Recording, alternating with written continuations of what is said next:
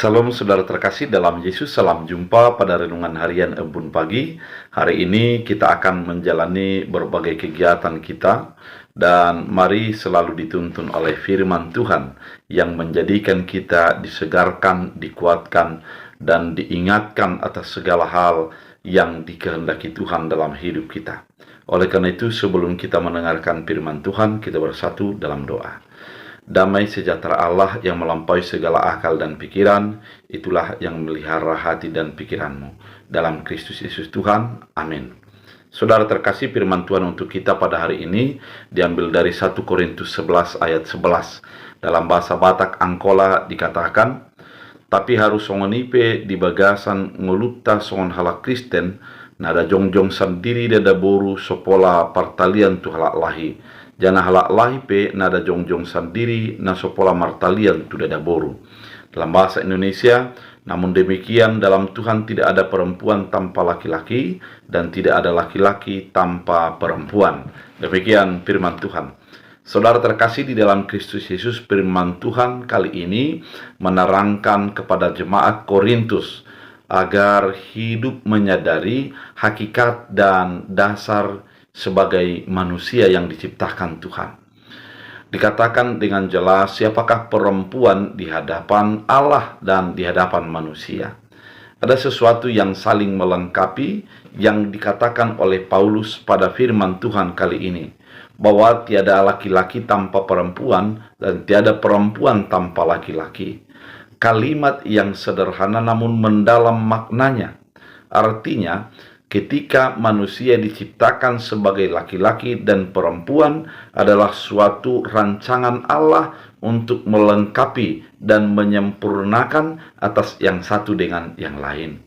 Dengan keadaan ini, manusia diingatkan bahwa dia harus melihat betapa berharganya manusia lain di luar dirinya dan tidak ada di sana sebuah pembeda ataupun yang menjadikan sesuatu gender lebih tinggi atau lebih rendah, namun ada kesejajaran dan ada saling melengkapi satu dengan yang lain. Dikatakan pada firman Tuhan kali ini, namun demikian dalam Tuhan tidak ada perempuan tanpa laki-laki dan tidak laki-laki tanpa perempuan.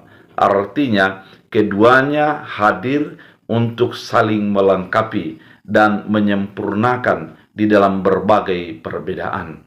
Kalau kita masuk ke dalam perjanjian lama, di mana dalam proses penciptaan, firman Tuhan Allah berfirman, tidak baik laki-laki itu seorang diri, aku akan memberikan penolong baginya yang sepadan dengan dia. Artinya ini memiliki makna yang begitu dalam, bahwa ketika menyendiri tidak baik, maka diberikan seorang penolong. Artinya bisa lebih hebat, lebih kuat, dan lebih memiliki nilai-nilai yang lain di luar dirinya. Oleh karena itu, kesadaran kita atas keterbatasan kita dan kesadaran kita atas kehadiran orang lain di luar diri kita menjadikan kita menjadi tetap menghargai setiap keadaan dan perbedaan. Oleh karena itu, saudara terkasih di dalam Kristus Yesus, sebagai manusia zaman sekarang, di mana ada orang yang memperbesar-besarkan gender tertentu atau melemahkan gender tertentu. Namun kita diingatkan, mari melihat sebagai yang melengkapi dan menyempurnakan antara yang satu dengan yang lain.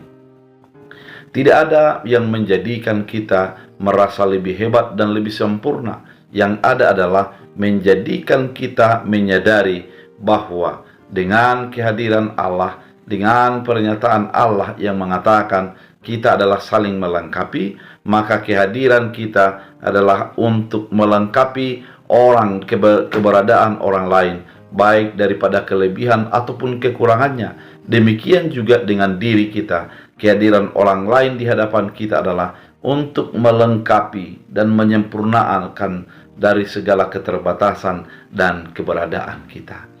Oleh karena itu, saudara terkasih di dalam Kristus Yesus, biarlah firman ini menjadi penuntun bagi hidup kita, bahwa dengan kehadiran orang lain bagi kita adalah atas rancangan dan kehendak Allah untuk menjadi menyempurnakan dan menjadi lengkap satu dengan yang lain.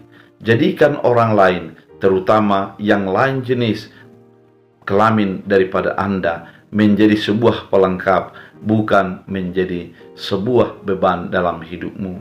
Atau jangan jadikan dirimu lebih tinggi daripada orang lain, karena kehadiran lawan jenis akan menyempurnakan kita di dalam rancangan Allah.